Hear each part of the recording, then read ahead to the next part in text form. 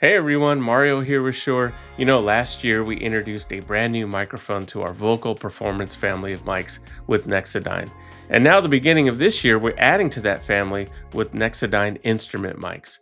Now, if you're not familiar with what Nexodyne is, these are high performance microphones that feature our patented Shure Revonik dual engine transducer technology. That's two precisely calibrated transducers working together to achieve optimal performance. This video will focus on the Nexodyne instrument mics, but one microphone in particular, and that is the Nexodyne 2 kick drum mic.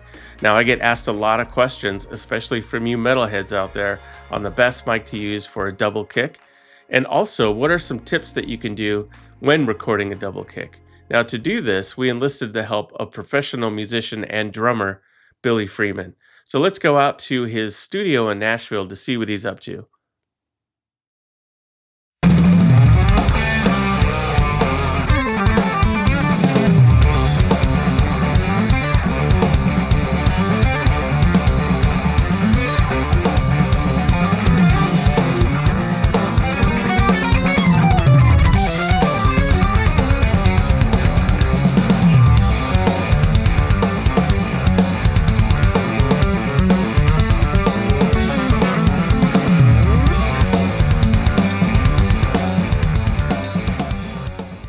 That was so awesome. Face melted. Now, the purpose of this video is to talk about how to use the Nexodyne 2 on a double kick. Can you tell us a little bit about how you used it? When using the Nexodyne 2 kick drum mic, I found a good starting point for mic placement is about 3 inches inside the port of the resonant head, aimed directly at where the beater makes contact with the batter head. This provides just the right amount of attack and low-end resonance for me. I also noticed that you're using the Nexodyne 6 tom mics. Can you tell us a little bit about how you're using those as well? The drum mounts included with the Nexodyne 6 made miking up the toms a breeze.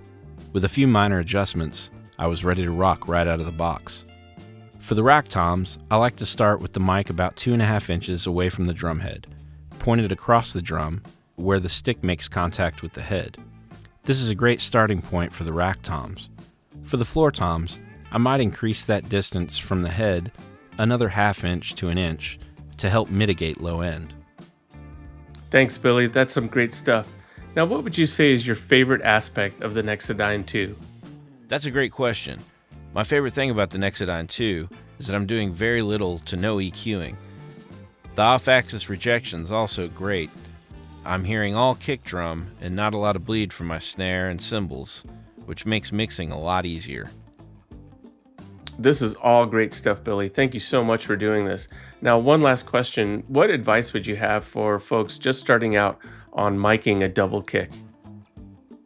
If you're just starting out miking double bass, a good piece of advice would be to focus on the attack of each note.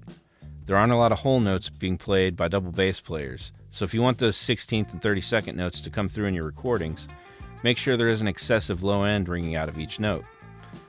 This can usually be solved by moving the mic a little closer to the batter head, aimed directly at where the beater makes contact with that head. This will clean up your recordings and make those quick passages a lot more impressive. Well, thanks so much, Billy, for letting us hang out in the studio. I know I learned a thing or two. I'm sure the folks that are watching this video will learn something too. So thank you so much. Everyone, please be sure to like and subscribe to Shure Creator channel. We have a lot of great content here. And be sure to check the links below for some additional resources and some information on Nexodyne. Thanks again. I'm Mario, and I think we're going to have Billy take us out one last time.